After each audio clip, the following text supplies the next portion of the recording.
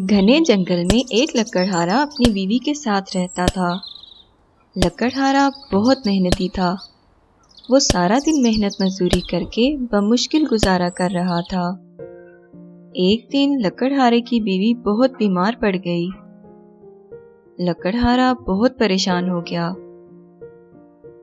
نمرا کی حالت تو بہت خراب ہو گئی ہے۔ میرے خیال سے مجھے نمرا کو شہر کے کسی بڑے ہسپتال لے جانا چاہیے، مگر میرے پاس تو اتنے پیسے نہیں ہیں۔ او خدا، کیا کروں؟ وہ اسی پریشانی میں بیٹھا تھا کہ اچانک اسے باہر سے کسی اعلان کی آواز سنائی دی۔ بادشاہ سلامت کی طرف سے پیغام آیا ہے۔ جنگل میں ایک سونے کا پرندہ رہتا ہے۔ جو شخص اس پرندے کو بادشاہ سلامت کے حوالے کرے گا، اسے بے شمار دولت دی جائے گی۔ یہ اعلان سنتے ہی لکڑہارا باہر نکلا اور سپاہیوں سے کہنے لگا، میں لے کر آؤں گا وہ سونے کا پرندہ، مجھے بادشاہ سلامت کے پاس لے چلو۔ سپاہی لکڑہارے کو بادشاہ کے پاس لے گئے۔ حضور، یہ لڑکا کہہ رہا ہے کہ یہ سونے کا پرندہ ڈھونڈ کر لائے گا۔ لڑکے، سونے کا پرندہ ڈھونڈنے سے پہلے میری بات غور سے سن لو۔ وہ پرندہ لے کر آنا آسان کام نہیں ہے۔ وہ پرندہ ایک جادوئی گھیرے میں ہے۔ جو بھی اس جادوئی گھیرے کو پار کرنے کی کوشش کرتا ہے، مارا جاتا ہے۔ میرے 100 سپاہی اس سونے کے پرندے کو لانے کی کوشش میں جان سے ہاتھ دھو بیٹھے ہیں۔ حضور، زندگی اور موت تو اللہ کے ہاتھ میں ہے۔ انشاءاللہ میں وہ سونے کا پرندہ لے کر ہی لوٹوں گا۔ مجھے اجازت دیجیے۔ یہ کہہ کر لکڑہارا وہاں سے چل پڑا۔ کیونکہ وہ جنگل میں ہی رہتا تھا، اس لیے اسے زیادہ تر جنگل کے راستے معلوم تھے۔ چلتا چلتا وہ گھنے جنگل میں جا پہنچا۔ اسے بھوک لگ رہی تھی۔ اس کے پاس ایک روٹی تھی۔ وہ ایک درخت کے نیچے بیٹھ گیا۔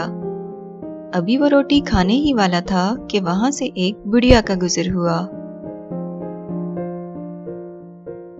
بیٹا، میں نے 3 دن سے کچھ نہیں کھایا۔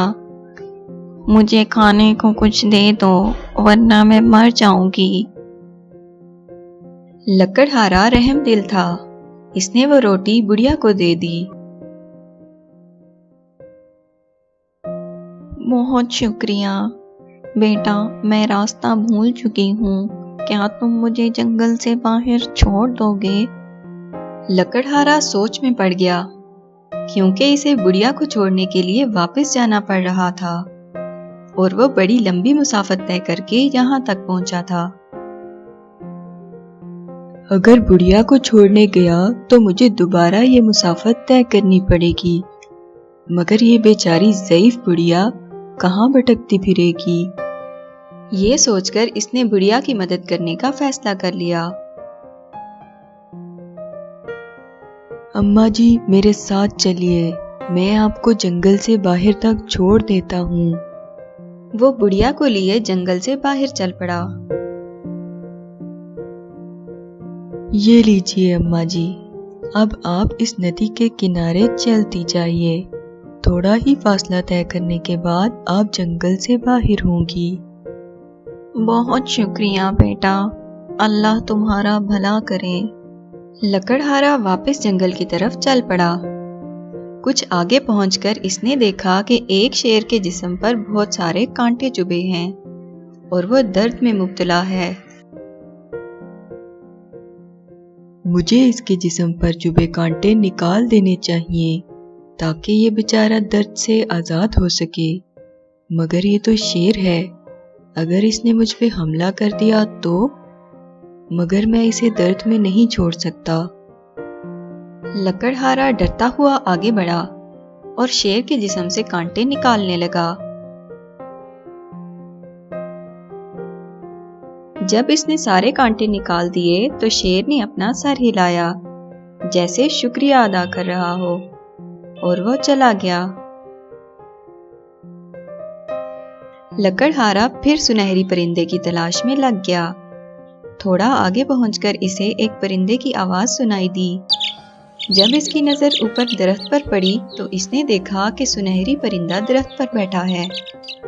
लकड़हारा परिंदे को देखकर बहुत खुश हुआ, मगर जो ही वो परिंदे को पकड़ने लगा वो उड़ गया। लकड़हारा इसके पीछे भागा। परिंदा उड़ता उड़ता एक गार में जा पहुंचा।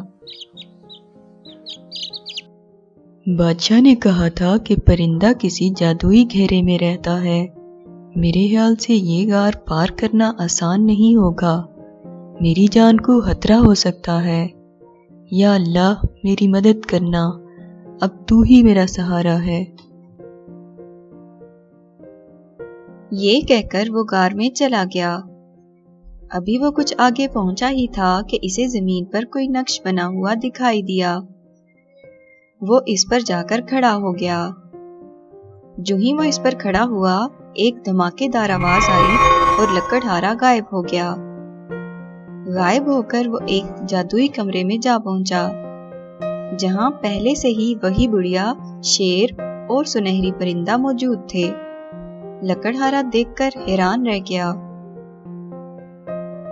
मैं और ये शेर पिछले 100 साल से इस सोने के परिंदे की हिफाजत कर रहे हैं। तुमसे पहले जितने भी लोग आए सब लालची और खुदगर्ज थे, इसलिए मारे गए। मगर तुम एक रहमदिल और मेहनती इंसान हो। मैं जानती हूँ तुम्हारी बीवी बीमार है। ये लो, ये दवा अपनी बीवी को पिला देना, वो फौरन ठीक हो जाएगी। और ये सुनहरी परिंदा भी तुम्हारा हुआ। लकड़हारा बहुत खुश हुआ। इसने बुढ़िया का शुक्रिया अदा किया और परिंदे को लेकर चला गया। इसने वो परिंदा बादशाह के हवाले कर दिया। बादशाह ने लकड़हारे की बहादुरी से मुतासिर होकर इसे ढेरों इनामात से नवाजा। लकड़हारा घर लौटा और वो दवा अपनी बीवी को पिला दी। दवा पीते ही इसकी बीवी सेहतयाब हो गई और उठकर बैठ गई। वो दोनों बहुत खुश थे। लकड़हारे ने एक खूबसूरत घर बना लिया और बाकी की जिंदगी ऐशो आराम में बसर की। प्यारे बच्चों, इस कहानी से हमें ये सबक मिलता है कि रहमदिली अच्छी सिफ़त है और अल्लाह पर भरोसा करना हमें हर हाल में कामयाबी दिलवाता है।